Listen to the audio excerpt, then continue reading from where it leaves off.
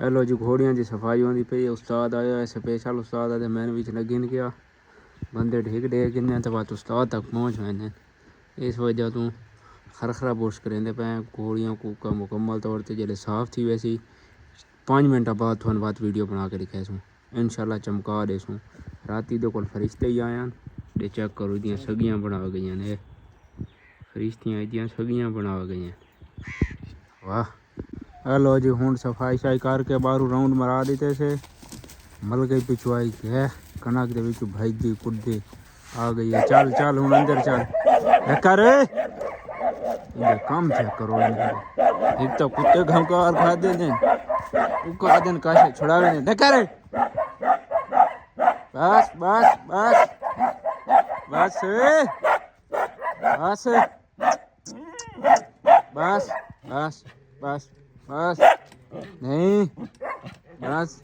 हाँ नवी बकरी जरी सोई है हाल में तला छोड़ देता से तो दूध शूध पी गए थोड़ा बहुत पी गए तो पकाया जरा है तो थोड़ी देर तक चल चल चल पीछा चल पिछू शाबाश शाबाश दूजे वे ने फजर दे पी के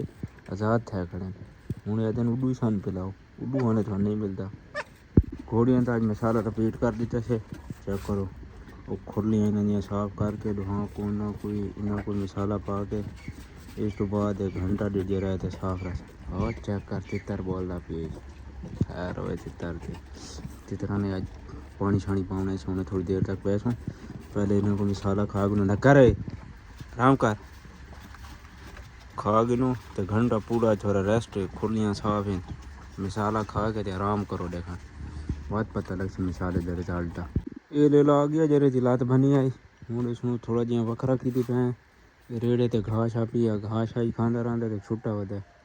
पट्टी ते तो पानी मारना पौंदा दिहाड़ी 4 तो 5 दफ़ा पानी मारी चाह जाने तो घास दूसरों गत्ती चाह जाने चल खा खा खा खा खा शाबाश चल हूँ खुला माल मिलता पिया नफना नाल खा असा ये वजह से भाई घोड़ियां का खरखरा बुरश करें घोड़ियां की सर्दियों वाले सफाई करें उस्ताद इम्तियाज बूथ साहब आ गए देख ला सरीना चेक करो स्ट्रीक उस्ताद ही चेक करो स्ट्रीक का उस्ताद लिखी थी सीधे देखो है उस्ताद आ गया भाई घोड़े दिया तैयार ये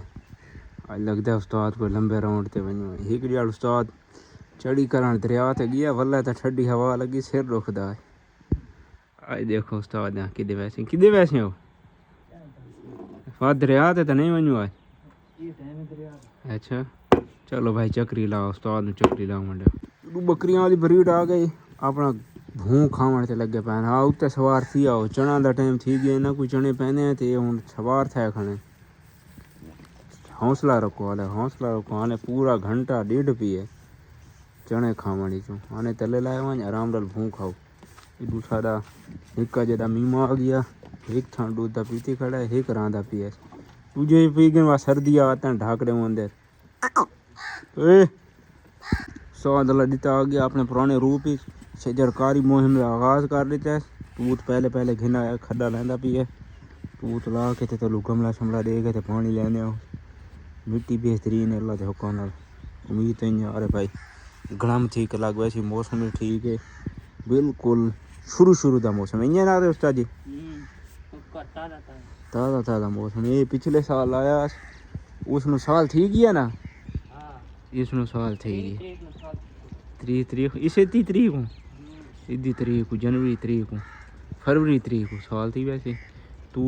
भी उधर नाल सरी भी उधर नाल लगा सरी माशाल्लाह उतना निकल गई। हेलो जी आगाज़ हो गया बिस्मिल्लाह पढ़ के तूत पहला रख छोड़ा उस्ताद